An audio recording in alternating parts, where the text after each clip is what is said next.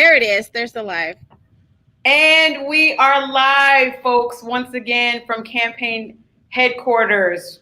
Yours truly, Carroll 5 candidate for Oakland District 3 City Council with the one and only Tonya Love. Everything politics, she's the one you want to talk to. Tonya, we're going to get laced up on game on our local ballots today, right? Right. So we spent last week talking about the state measures, and we ran out of time and we couldn't talk about the local stuff. So today we're going to talk about local measures, and then we're going to talk a little bit about ranked choice voting, and then we might talk a little bit about IEs. I what? IEs. Vowels. I love phonics. Hooked on phonics. I grew up on Hooked on Phonics. Did you? Yes, and it helped me a lot to read because, yeah, especially and then spelling. Love it. Important. Okay, so get into it. Jump right in. I'm going to share my screen. Okay. And while I do that, you can tell people about your day. How's your life going?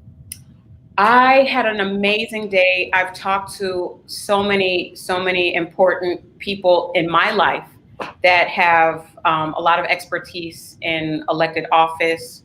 I've just had a visit from Ash Kalra. I was super excited to talk to him about this progressive wave in California. And he was like, you are doing an amazing job. We're seeing you all the way in San Jose. Keep up the good work. We're going to be knocking on doors for you. So I had a great day. Talked to some other mentors. They're like, you are running an amazing campaign. And that is in part because of all of the volunteers and all of the people who are getting involved. So I'm feeling amazing. And thank you all for being a part of this process. This is great. You got to meet Ash Kalra? Yes. I think Ash Kalra. I rode in a car with him once, and he's pretty funny. He's pretty funny. He is like on the right side of history. He is a like-minded progressive, and it was a pleasure to spend some time and just talk politics today. So nice. All right. Well, we'll just get started. Here's, Janet, if you're nasty, Tonya. That's right. That's the first, but we're going to go ahead. Oh, well, let's go back a little bit. Yeah. Days to remember, folks. Early voting has started, and I've heard a lot of people have turned in their ballots, so that's great.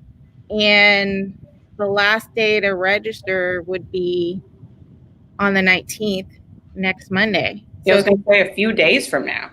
I know. So if you haven't registered to vote, please do. Get it in. Get it in. And then for those of you, everyone should have gotten their ballots by now. And if you're still mulling over, that's okay. But we want you to vote and turn in your ballot by October 20th, again, next week. And so if you want to put it in the mail and you want to make sure it gets there by November 3rd, mail your ballot by October 20th. That's right. And then, but you can always drop it off into designated drop boxes, or you can go on November 3rd and turn it in that way. Or you can vote in person. So those key dates to remember. And I was watching a show this morning on CBS this morning, and they actually talked about the process of how votes are counted when you mail in your vote or vote by absentee. And the most important things to remember if you're doing it that way is to sign your signature as close to how you regularly sign it as possible. Because if you do that little slap dash or the little scribble, and if it doesn't closely match the signature you used when you registered to vote, there's a chance that they can reject it. That's right. So really be careful and make sure you sign your signature as close to you normally sign it as possible. And then the second thing is to make sure that it's sealed, that the ballot is sealed, because if it's open, then they think it might be tampered with and they might reject it too. But in the state of California, if they do reject it, they'll let you know and they'll tell you, and you have an opportunity to fix it. But make sure that you do those two things so that way they don't reject it. and it's counted. I think that's an important point, Tonya. I know when I have worked on campaigns in the past and I'm verifying signatures to make sure that they're qualified for the 50, sometimes you got to get 50 people to sign off. What the registrar does is they look at your driver's license and they compare the signature on your driver's license to what's on your ballot. So try to make it look like whatever's on your driver's license. Yeah. How they're going to compare it. They'll look at your register form, and then they'll look at your driver's license. Anything that's official that DMV might have, they'll check. So yeah, don't be, doing the whole sign thing unless that's what you did when your driver's license. So then that's fine. But yeah, make it as close to what you regularly do as possible. That's right. Okay. So we're gonna skip ahead and look at all those hearts. I know. Ooh, remember this campaign spending? Super. Yes, that is so cool. Go for it. Crazy. This is why you're seeing all these DoorDash and Lyfts and DaVita. And it was true. I saw someone show me like their Lyft account after they took a Lyft, and it said your driver supports yes on 22. If you want to get this ride cheaper, say that you're going to vote yes on 22. It was wild. I'm like, it's a little unscrupulous Lyft, a little unscrupulous. And I haven't actually seen, yes, I have ordered some food from Instacart, and I haven't seen them do that. But it's weird that Uber and Lyft are engaging in, or maybe Lyft. I don't know about Uber, but Lyft engaging that kind of, behavior. Yep. Okay. Follow the money. County measures. All right. So Measure V. Measure V asks you if you want to extend utility users tax to 2033. Do you know what the utility users tax is, Carol? What is the utility users tax? So, there are actually some cities there are some jurisdictions in Alameda County that aren't cities. They're what called unincorporated areas. Right. They don't have their own government. They have just advisory councils. And those jurisdictions get their services from the county. And so in 1992, the county voted on a measure that says that for all the utilities that you use, like your phone, your electricity, cable, and gas, we're going to tax you 6.5%. So that way we can pay for services on your behalf. And so that was passed in 1992. And the Board of Supervisors brings it up again every so often. So it's been repassed at least 3 times since then, 1996, 2000, and 2008. And so now they want to just make sure that this tax is extended through 2033. So that's a long time. But basically, if you say yes to this, you're saying that those that live in unincorporated areas, not Oakland, not Alameda, but Ashland and Sheridan and Castro Valley and San Lorenzo, they have to pay a utility tax in order to pay for services for their area. Services like, the libraries, other vital services that they have that we take for granted because our cities pay for it. And since they don't have a city, they need to pay for it in some other way. So they do it through their utilities.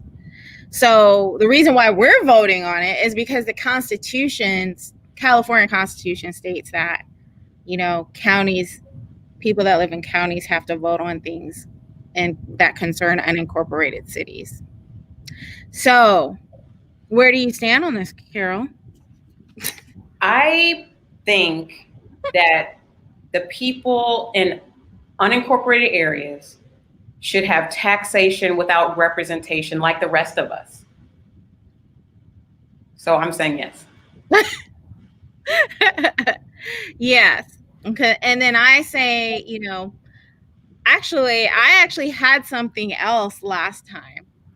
Because I was thinking, what? They're going to levy a new tax on us during COVID? That's crazy. So I had initially voted no. What? So this is why, and the reason why I'm being honest with this is because I think it's super important to point out how easily we can be swayed or unswayed by something if we don't read deeply into what a measure is about. And so at the time, I hadn't really read that deeply into what this measure was about. So I jumped to all kinds of conclusions. I was like, no, they don't need another tax on top of all the other taxes that we're paying. So I was just like, no. But then I read more into it, and then I realized what this tax is for and what it's about. So I changed my mind. You changed your mind. Yeah. I feel like we're going to have some disagreements tonight. Uh-oh. Okay, so that's measure B. Were there any questions? No, we're on the same page. That's looking good. Okay, everyone else, no questions? None in the chat. None in the chat? Is anyone listening? Are we talking to ourselves, Carol? Which is fine. I like talking to you. I don't mind. Okay, that's great. Okay, so next, measure W. Half-cent sales tax for the homeless to go to homelessness services, jobs, and mental health services.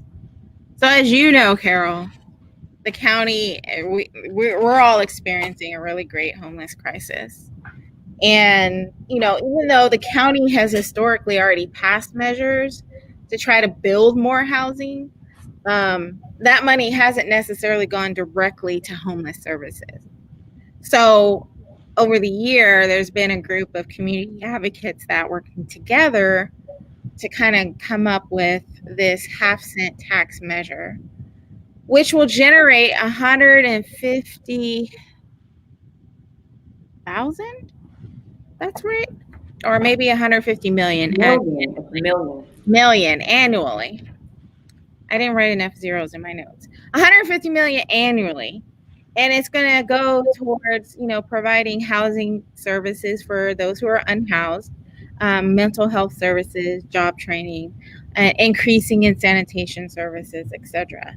There's going to be a citizen oversight committee that's going to review and report on expenditures, and that report was going to be public, and they're going to have to report to the Board of Supervisors. But essentially, that's what this tax is going to go to.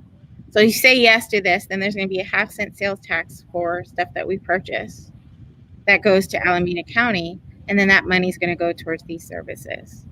And it's going to be for 10 years. Okay? So I can tell you that those who are in support are like, yes, we need this money because, you know, obviously there's still a huge homelessness crisis and we need to do more. Those who are opposed, the Alameda County Tax Association, they're opposed because they think that, you know, it's too much money and that we don't need it. The odd thing is when I was reading their opposed statement, they said, we won't need this tax because if Prop 15 passes, we're about to get 185 million for the county, and that money can go towards homelessness. And I thought that was funny because I was like, are they even for Prop 15? Why are they mentioning Prop 15 as an example?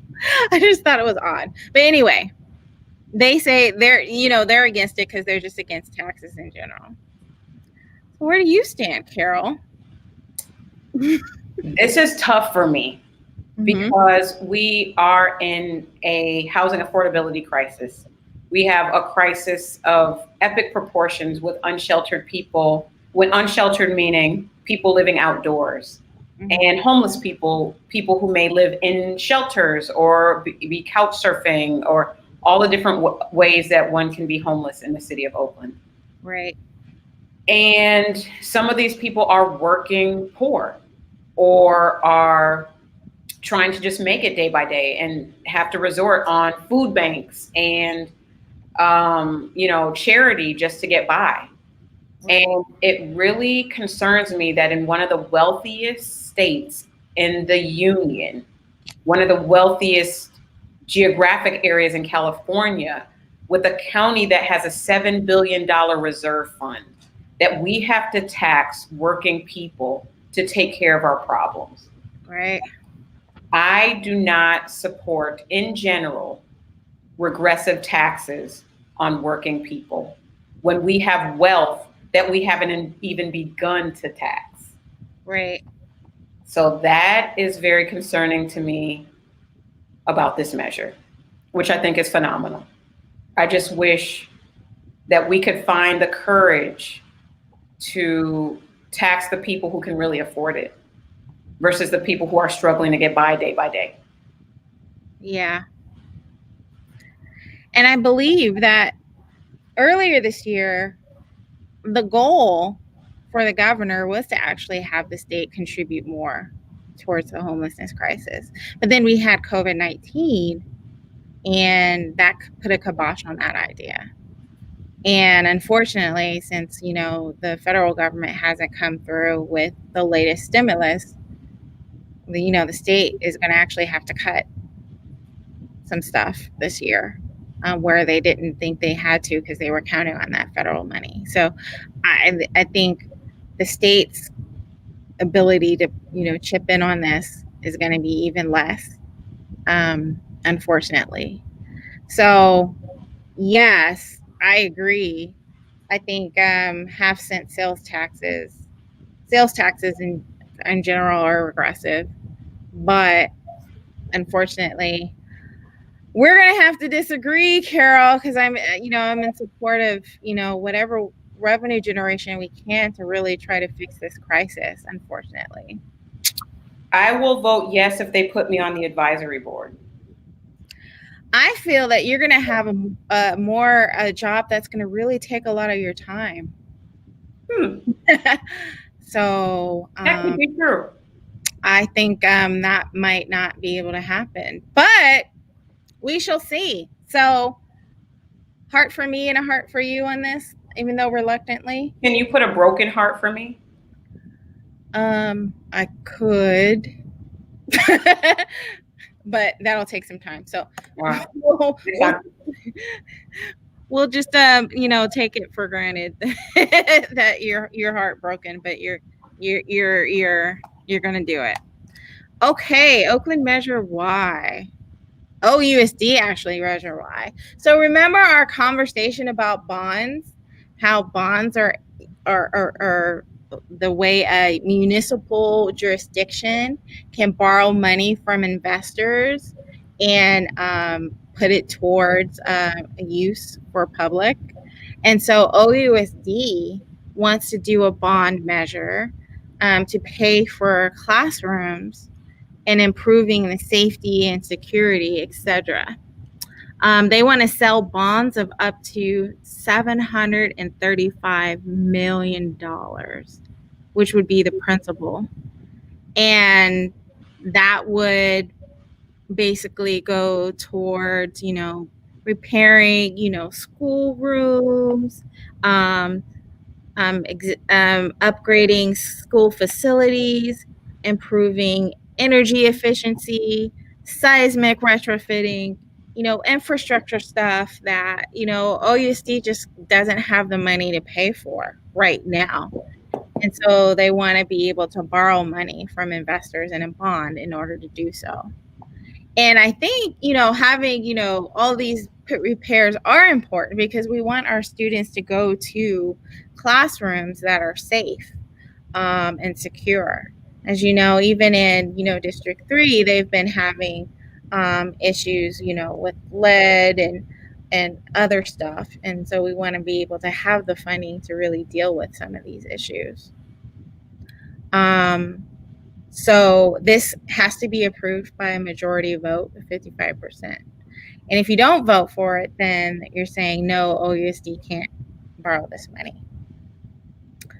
So, Carol, what do you think?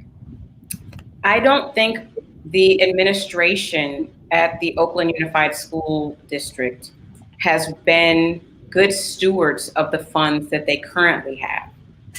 I'm on the fence on this one because how much did Mike Bloomberg dump into the school board races? why don't why don't why don't we get these billionaires who are interfering in our local elections to bail out the schools if they're concerned about the conditions of our schools? I do think our public schools desperately need investment, but I also believe that the systems are broken intentionally so we can keep on relying on these piecemeal systems to further put our schools in debt. I'm This whole system, all these structures are problematic, and then they give us these whack ways to fix them that are never real fixes. And we have a question that says, what does safety and security mean? Does it mean Oakland Police Department in schools? And I think that's a great question, because I'm unclear on what that actually means. I know the Black Organizing Project worked really hard to get the police out of their schools. And so what does it mean? Are they going to pay independent security forces to come into the schools? I'm unclear. I know all of my friends are voting yes on this. I can't say that I'm a solid yes. Yes. One thing to note, though, and your very valid point of mismanagement of financials at OUSD, there's an opportunity to change that, because those who will be elected this year will be stewards of this bond. And so we have some very exciting candidates that I know you're excited about, and so am I. And the hope is that these new school board members will be better stewards of the financial resources. So that's something to be hopeful for. Well, that's a whole conversation. We need a whole forum just on education, because they pay these individuals a stipend. They don't even get money. Yeah. I thought they get like between $600 and $800 a month to be a school board representative. Exactly. So in order to be a school board representative, you really got to care about education of students. Or be able to be paid.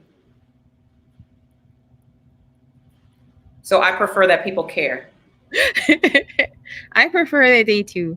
And so, but shameless plug for Sam Davis, Van Cedric, Mike Hutchinson, Coach Tapscott. And for me, I'm also going to disappoint you, heartbreaking, but I'm in support of this bill. We're breaking up after this. Okay. We're breaking up. No, I get it. I get it. It's just these systems are dysfunctional, so our means of addressing them are dysfunctional. But that's okay, because we're creating a new reality. We're going to elect a school board that actually cares about students. We're going to elect city council members that are truly invested in community. We're going to get the funds that we need, because we're going to take it from the billionaires. And we're going to do some transformative work. Things that people say are impossible, we're going to start working on that. Also, one that I will definitely promote is Prop 15. We're going to pass Prop 15. Right. And have just even more money. And hopefully with that money, we can pay down OUSD debt. And we, can we get the state to absolve the school district of that debt from the loans that they forced the district to take in the first place, Don Parada? That's something to advocate for. Yeah. And I know. So definitely we need to hit up the state legislature. Yep. Hey, we need you guys to forgive this debt.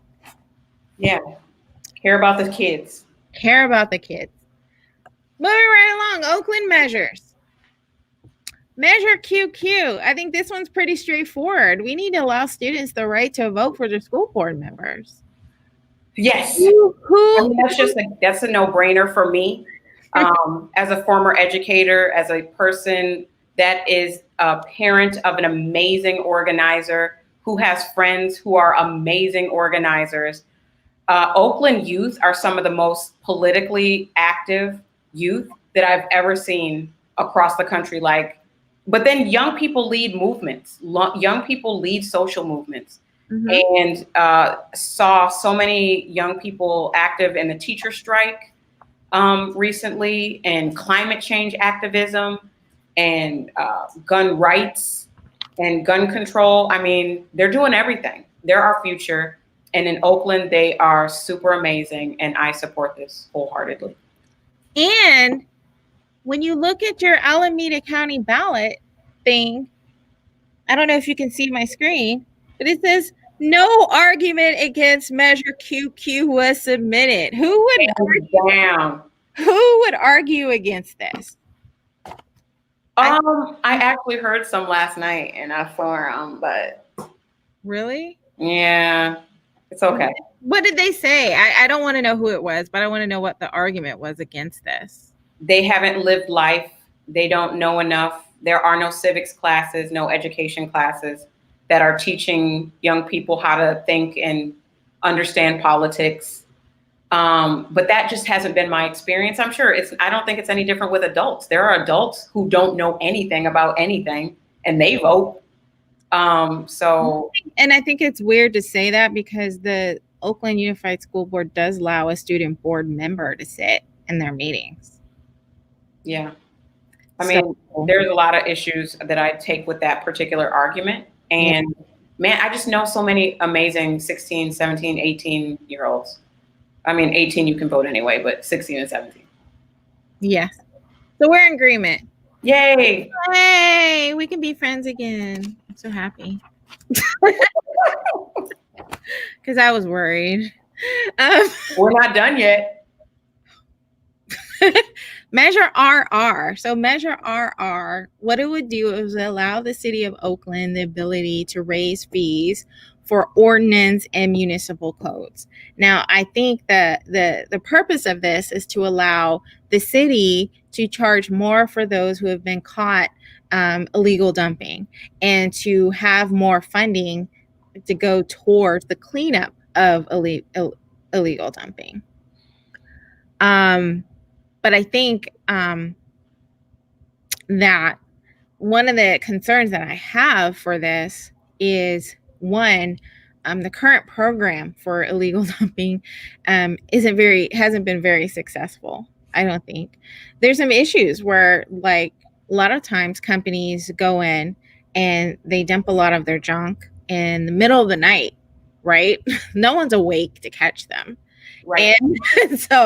And oftentimes they do it in areas that don't have cameras, right? And even if they do, has the city been very successful in recouping or charging them fines and recouping it? So that's a little problematic to me. And I'm also concerned that, what if there are people who are low income, really can't afford to handle paying for municipal code fees that are more than $1,000? I'm concerned about that. So I'm a little, I don't know on this one. I have the same concerns. I don't believe the existing system is working well. Mm-hmm. And I'm concerned about situations that I've actually heard of where, like, residents, there are homeowners who have paid for a legitimate, they say, find people on Google, you Google trash pickup and you call somebody to come pick up your stuff from your house, and they just dump it anywhere. They go through the junk and find your information, and that's the homeowner that gets fined. That happened to a couple friends of mine. And they're like, "What? I paid so much money to have this dumped and I'm getting fined?" So I don't think there's a proper education for homeowners who do want to have their things taken to the dump legally and in the right way. And I think this is potentially really problematic because I think enforcement will disproportionately impact people who don't have access to the proper disposal mechanisms. I think this is punitive in a way that is not going to catch the real culprits. So I'm kind of on the fence, Tonya. So I need to be convinced about why I should engage in this potentially really problematic fine. Yeah. So on the one hand, revenue generation is going to be super important for the city of Oakland, especially now in a time where we could potentially be facing some serious deficits because of COVID-19. Right. So I can understand the need to bring in more money to address this issue, because there has been a lot of complaints about illegal dumping, and there's some certain parts of the city that hasn't been fully addressed when it comes to illegal dumping. I live in East Oakland, and I go by lots of different streets and neighborhoods, but there's just trash everywhere. And you want to, and I know that certain departments in the city of Oakland are cut all the time, like public works. Right. Public works, I feel sorry for those who work in the public works department, because not only do they have to do the normal maintenance of our parks and our libraries and our streets, but now they have this added maintenance of illegal dumping. And it's hard because they are, not only is there, the funding for the department, it's cut, their staffing is reduced, and they're doing double duty, and it's hard, and so they need that infusion of money to help them do their jobs. So that's why I'm still kind of, I don't know, I'm probably going to lean a little yes, but I have a lot of concerns, and I'm hopeful that the next city council really looks at this and figures out a way so we're not punishing those who are low income and lack resources. Another part of this is, not only do they get to raise the fee $1,000, I mean, there's a punishment, there's a possible imprisonment too. And so we don't want to, again, contribute to the criminal justice system in a way that's negative too. That's so right. that's I'm a little, I don't know on this, but I may end up voting for it. But right now, still. Yeah, I want people who are watching to tell me, like, what do you all think? I see Will is asking, could this measure be used to further criminalize homeless communities? Right. And I've seen construction crews dump at encampments. And so what does that do how does that work? I think that's a great question. And it's not measured. I mean, it's not referenced in the text of this particular measure. So that's something that the authors would have to explain to us. I don't see, I think it would be difficult, but I'm not saying that it would be impossible. But just in the text of the measure, I don't see where it cites how unsheltered people could be held accountable for the things that are dumped where they live. Mm-hmm. I think one thing to note, people, audience, once this passed, I mean, it's not the end. The city council has to do some sort of implementation, I think, kind of vote. And so a lot of these questions that we're raising today, we can bring it to the city council so they can answer it for us too. So let's remember that. Okay. Yeah. Thank you, Tonya. All right.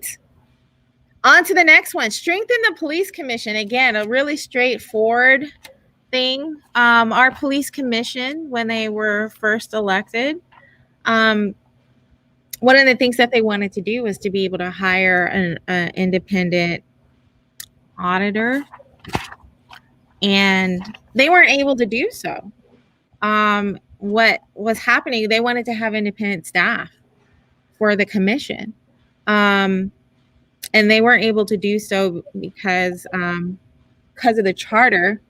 The charter stated that staffing for commissions had to be done through the administration and through the city attorney's office. So they had a lot of battles over this past year on how they can do things to make themselves more independent. And so this is an effort to allow them to do what they needed to. They haven't been able to do so far. I know, Carol, you have a lot of opinions on the police commission, but before but let me just read a little bit. So this would be create an office of inspector general to review and report on the police department and the community police review agency's practices, and to hire and have the commission have the ability to hire and improve, not the city administration. And when we say the city administration, we really mean the mayor, because she heads the city administration. And the mayor is also the head of the police department. So there's concern of conflict of interest when we have a mayor that's control of the police department and in control of a police commission that's supposed to be independent. So a vote for yes would allow the police commission to do that on their own. And a vote no would allow the administration to have more control. And the odd thing about this is that the Oakland Police Officers Association are in support of this measure and have given money towards it. So it sounds like this is something that everybody wants. Or it could be a part of the PR work that they've been so adamant about doing over the last few years. I don't know. But in any event, it is what it is, and I'm supporting it.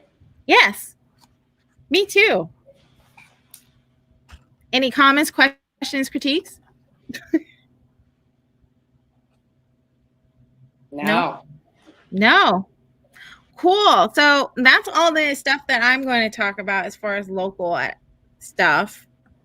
Again, please vote. Drop off your ballot on the 20th, or just go and vote on November 3rd. Anything else we want to talk about, Carol? Well, Wilton is saying, is this because they feel they can get someone on their side in the position? They're always trying to influence people towards their position. So I'm sure they probably think that. So Wilton, that's something that we should be paying attention to. And one of the things that I'm working on in this organizing effort in my particular campaign is to create task forces around certain issues like environment, public safety, housing, ability, just access to city council and disability justice. So this is one of the areas we are going to be paying close attention to. So if public safety and a new type of public safety is something that you'd like to see and you want to pay attention to whether or not they're trying to push their weight and get people on board to push their agenda, then you should join the C4C Public Safety Task Force, because we're going to be paying attention to this for real. So we can, create the kind of public safety that we want to see in our district and throughout the city. Nice. All right. What else would you want to talk about, Carol? There's a couple things I think we really need to discuss. I think the key to what I want to implement through my campaign and my organizing is education, constant education around the political process. Things are often made confusing for us, or people, so they can say like, oh, you just don't understand, it's politics and you don't have the experience or the knowledge or the vocabulary to engage. And if that's the case, then something is wrong, right? Everybody should have access to the information that impacts their lives. And one of the things that I find that people don't really understand fully is ranked choice voting. I think that's something that we should talk about. And there's something else you mentioned earlier at the top of the hour, which was like something about vowels. Eyes. And E. And the letter E's. Yeah. And IE. And IE. What is an IE? I think that's something that people really need to understand. Right. So when people run for office, normally they do what's called fundraising, and they ask people to donate to their campaign. And usually when you donate to a person's campaign, they use that money to pay for literature that you get sent in the mail, or they pay for commercials or Facebook videos, or even, maybe to support staff who want to work with the campaign, right? So that's what an elected official will do. They'll fundraise to support their work and making sure that everyone knows about who they are and can make an informed vote.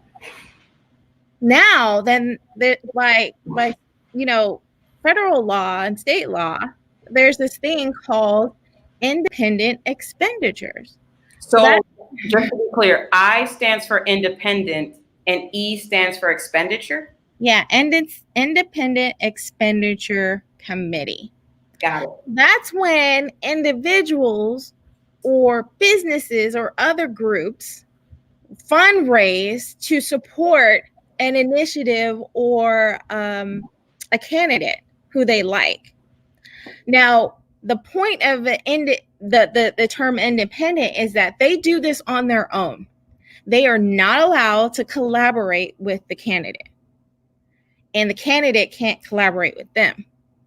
So anything that an independent expenditure committee does, it's not done with the knowledge of the candidate, even if they are in support of the candidate. Okay?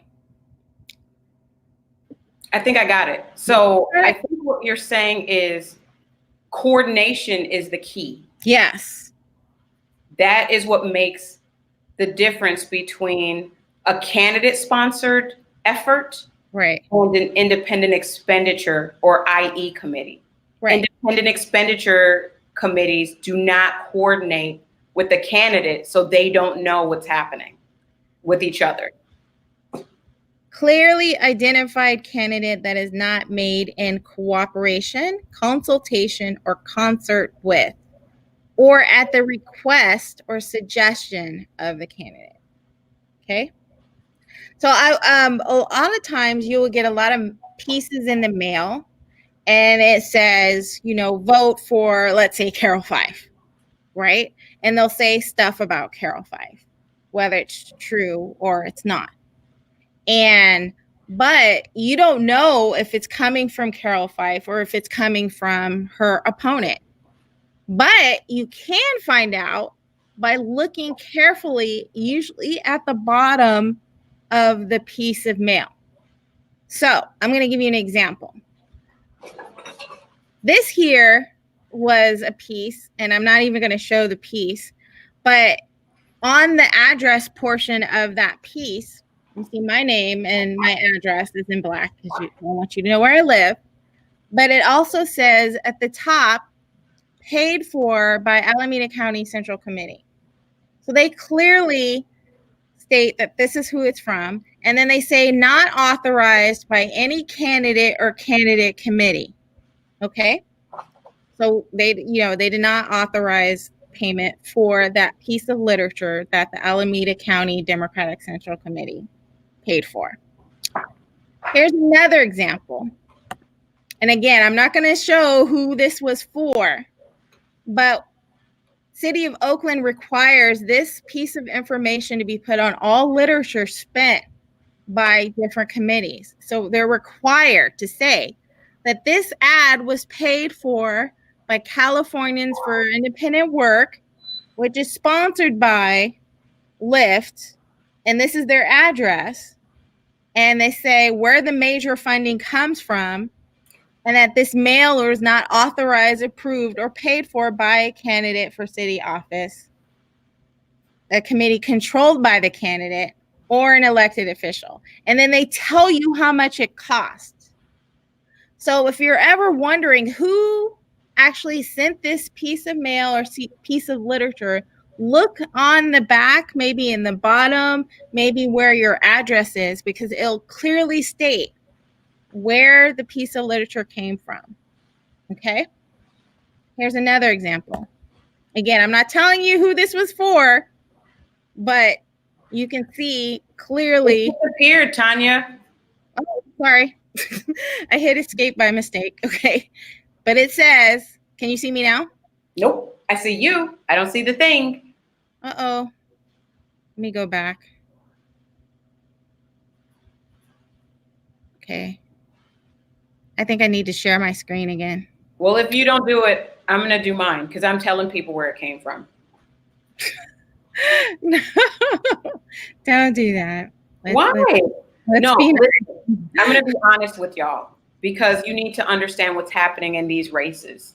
And especially, you're here because you probably support me in this race. And I want you to know what's happening with the independent expenditures in my race. So I want to clear up some things for people. But Tonya, please continue. But it's another example of a mail for a candidate that was paid for by Charter Public Schools Political Action Committee, sponsored by Charter Schools Association advocates from Sacramento, and it tells you how much it costs. So everyone, when you see pieces of mail that is either for or against a candidate, look on the back and see who it's paid for. It'll either explicitly say that it's paid for by the candidate, or it'll say that it's paid for by a committee. And know that this is an independent expenditure, and that committee had nothing to do with the candidate, did not collaborate with the candidate, did not communicate with the candidate about what they're doing. Okay, Carol, you can go ahead and speak. I have not seen this one. It's probably because we're in different districts, but aren't the Waltons the Walmart people? That's the Walmart family. Yes.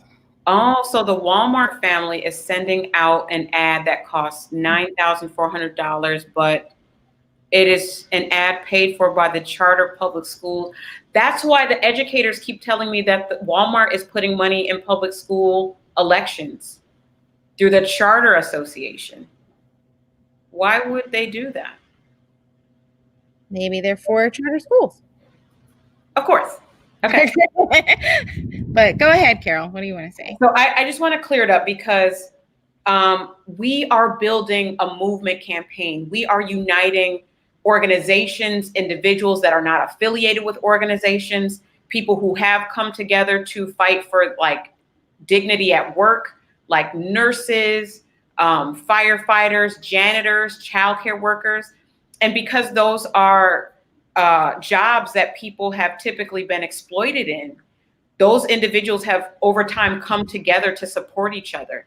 Those are the folks whose wages are typically exploited, or who, without organizing collectively, would get run over by the big bosses that they work for, that are trying to get the most money that they can out of their workers. And so that's why workers are by and large getting behind my campaign. And I've shown up for them when they've gone on strike, because they were getting exploited. And year after year, we're always in these budget struggles where we undervalue our city workers, but we want them to do more. Where we undervalue our nurses, but we want them to do more for less. And it gets really, really difficult for them to provide the frontline services that they provide when they're getting squeezed. And a lot of us can relate to that because our jobs tend to be similar.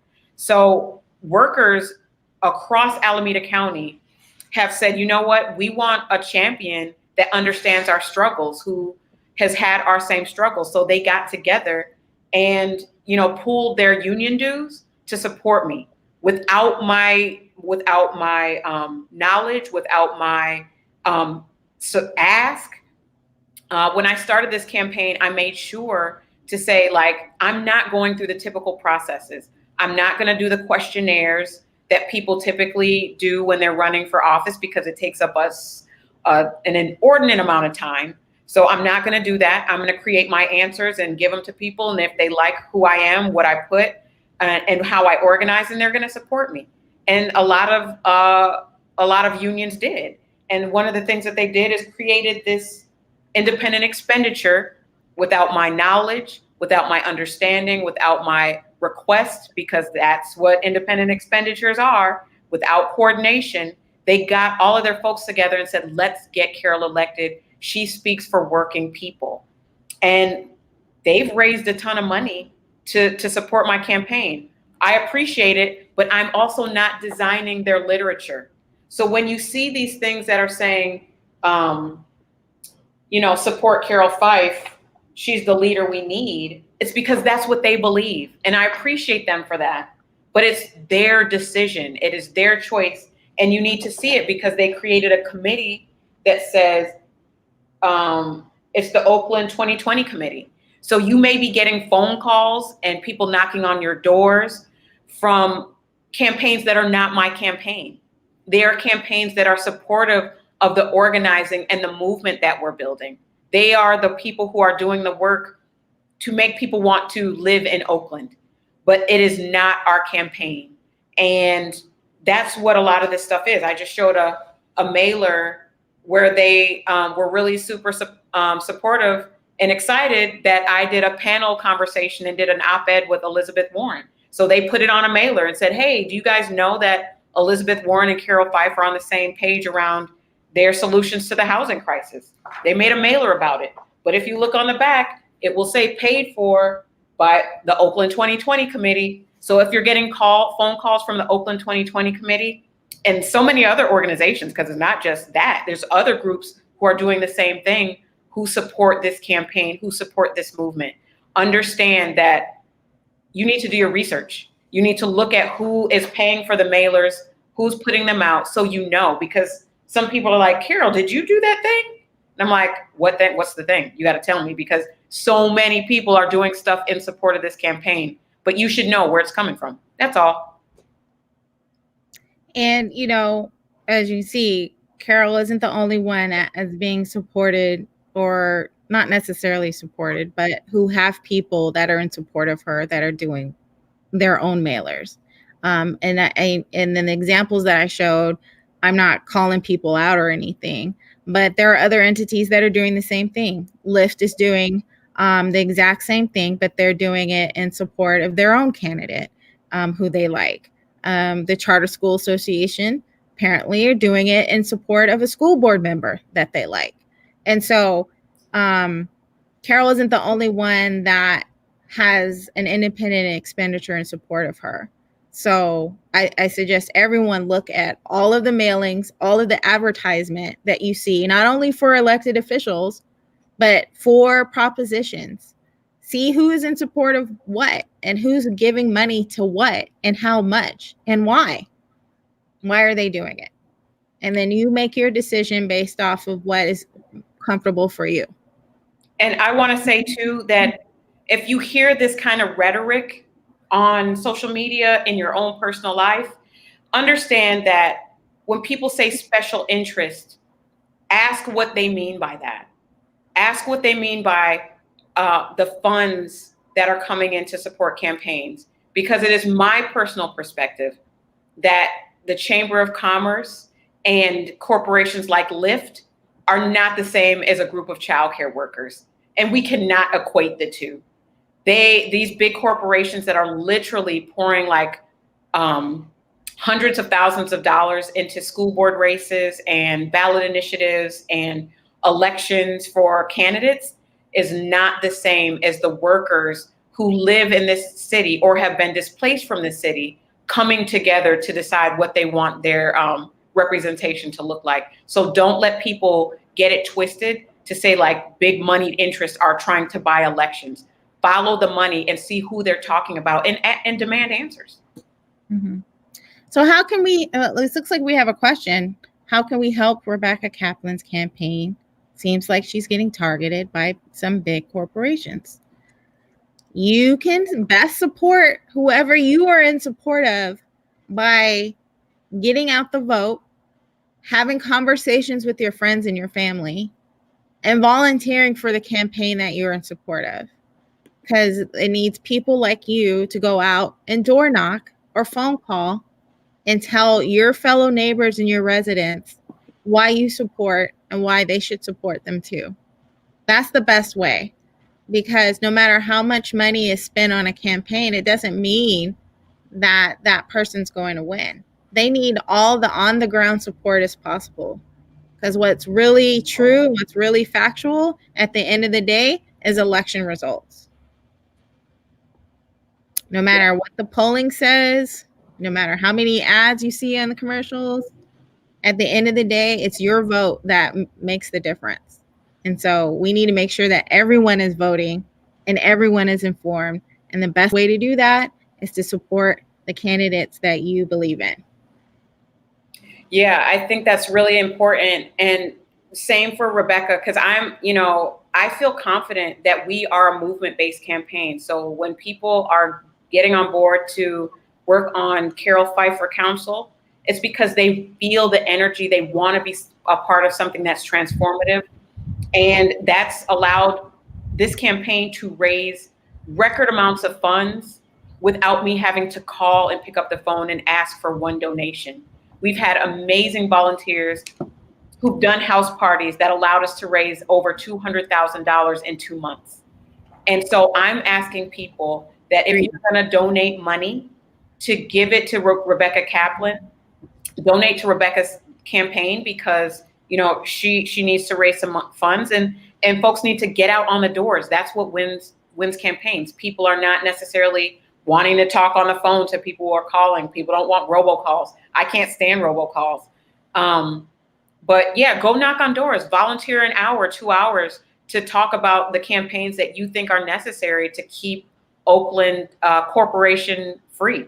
I'm not accepting campaign contributions from these big companies like Lyft and Uber, or the Chamber of Commerce, or the Police Officers Union. I'm not doing that. I want people to know who I'm supported by and why. And the majority, I think they said 77% of our contributions are less than $100. Make those contributions to Rebecca Kaplan. We need her on council with me to continue a progressive push for the things that we care about. I'm going to be a major factor to change things in council, and we need her on board to do that too. Okay. And everyone, by the way, you can go to organizations like Open Disclosure, or you just go to Oakland City Clerk's office and ask them, or go to the City of Oakland website and ask them, what are the campaign donations for my favorite candidate? I want to know who's donating to them. This is public information. So if you're really concerned about how money is being spent and by who and to who, ask. Get that list of who's been donating to each of your candidates and find out. And someone asked, does that mean Prop 22 might go down? It's possible. Lyft and Uber and DoorDash, is it DoorDash? All those like delivery companies are putting a ton of money into those propositions that they don't want to succeed. And I know Kaplan has been on the forefront of trying to tax them so that they are paying for the infrastructure that they use in the city of Oakland, and follow the money. There are people who are getting paid off to support Lyft being able to do that. And that's anti-democratic. And the more we do that, the more we sell our seats to the highest bidder, the more dangerous our cities become. And we don't want to do that. We don't want to do that. We want to have one person, one vote. And I know you all are here because you believe that too. So just follow the money. Always follow the money and ask a lot of questions. All right. There aren't any more questions. Let's get to the nitty gritty juicy part, or the kind of boring part. This is boring. Ranked choice voting. I always get bored with it because I'm just like, oh. Really? Show the video. Okay, but first, just explain. It's the electoral system that we use in Oakland, where voters get to rank candidates by preference on their ballots. And so instead of just saying vote for one, on your ballot, you're going to say you get 4 or 5 choices, and you rank them according to who you most want to see. And then it's the candidate that gets the majority of the votes who wins and is declared the winner. But if no candidate at the first pass gets a majority of first preference votes, then there has to be some sort of, kind of draw, and candidates with the fewest first preference votes are eliminated. And it's really confusing. So that's why we're going to show a video. Okay. Yeah, we have 1 minute left. Oh, until you run out? No. Oh. Do we run out of time? Okay. Because my video is 1 minute, but yours is 2. Which one do you want to show? Yours. It's okay. The same thing. Yeah, it's basically the same thing. So this one will show you how ranked choice voting works by picking your color. Instead of voting for just one color, you get to rank your top 3. Well, purple is the best, but if I can't have purple, I want blue. And if neither of those wins, I guess I can live with orange.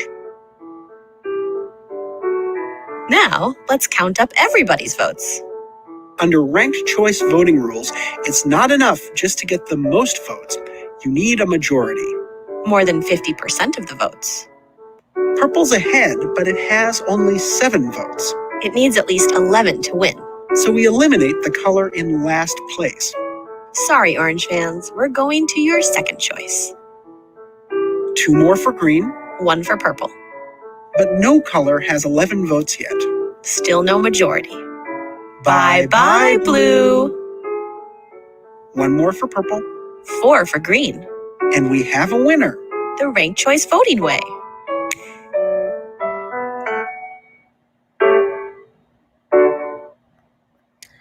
That's it. So was that easy to understand? No, play it again. No, I'm kidding. In 2014, when I first actually paid attention, like close attention to every single round, I lost my mind because I feel like there were 19 candidates that went through cycles of ranked choice voting in the 2014 mayor's race. And I became very adept at how it works with overvotes and undervotes. It was wild. It was wild. So in District 3, in this race, we're going to have, how many candidates are running? Like 5, I think. Yes. So there, unless one candidate gets to 51% in the first round, you're going to start to see an elimination of the lowest vote getters, and you'll see the redistribution of their votes.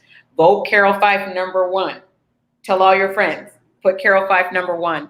But there are some other people that are running who truly care about the district as well, and who want to see a change and who are not pleased with how things have gone over the last 8 years. So also check out Seneca Scott.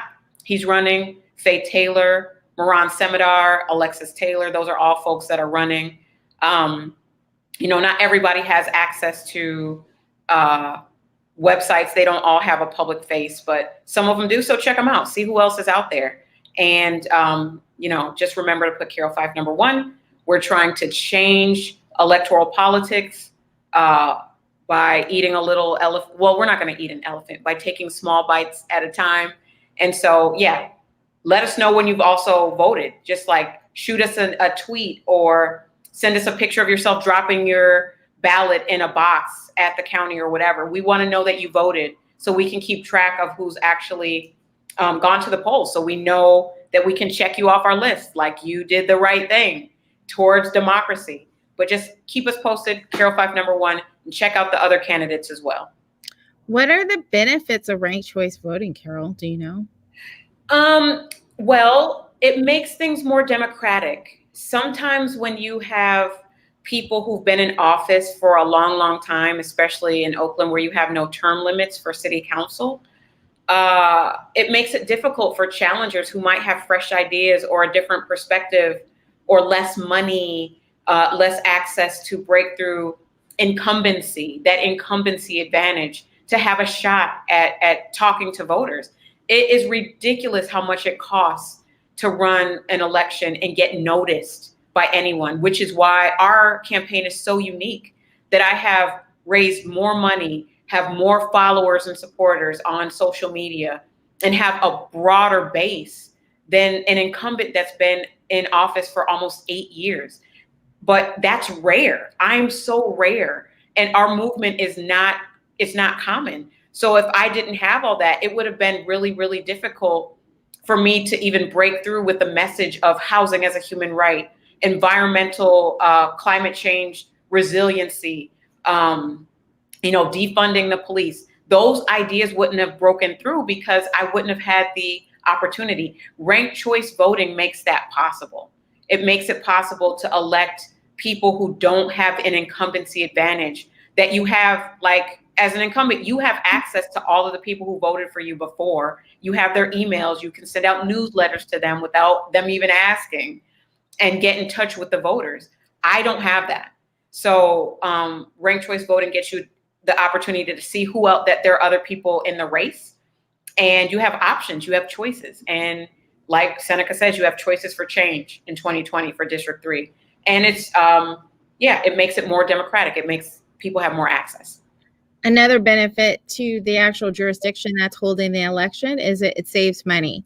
So with that one election, they can go through and actually see how the candidates win by popular vote without having to do another election in case there's a draw. So that's why it's a benefit to the jurisdiction. They can just do it with one election and not have to do multiple elections. Cost savings is so important. Yes. So important. I think we did it. I think we've accomplished what we've accomplished. I think so too. Does anybody have any questions? Thank you, Jordan Foster. I'm very rare. Our movement is rare. It is literally like once in a generation where we have this broad wave of support for revolutionary radical change. And it's the radical that's rational.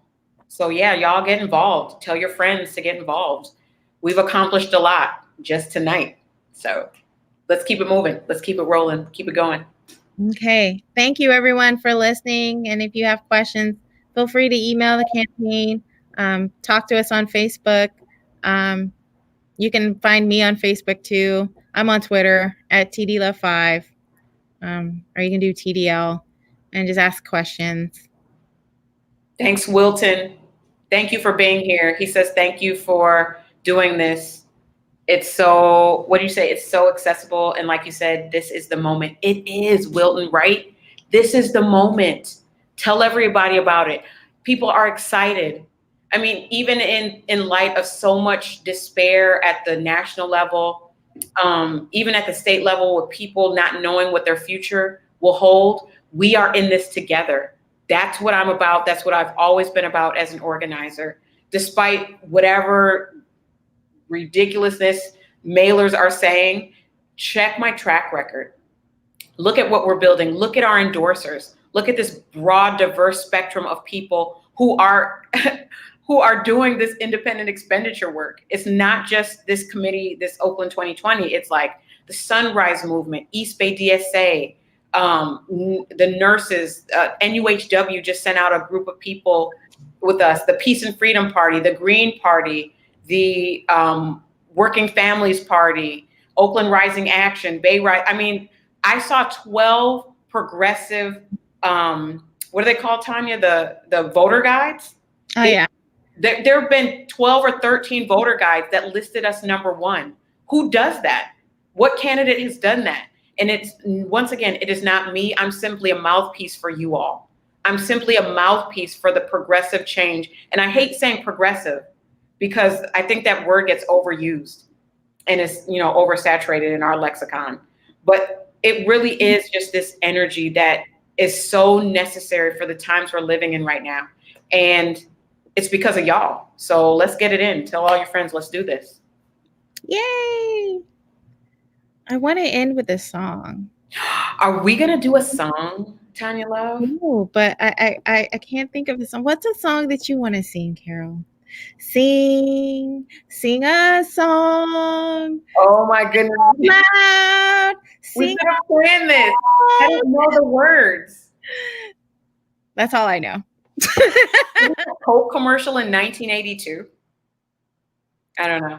Yeah. Do we have any requests? What song should we leave with that Tanya's going to do a solo? I think for the end of the year, we should definitely do a karaoke. We should get people to give their thoughts about what that song should be. Right.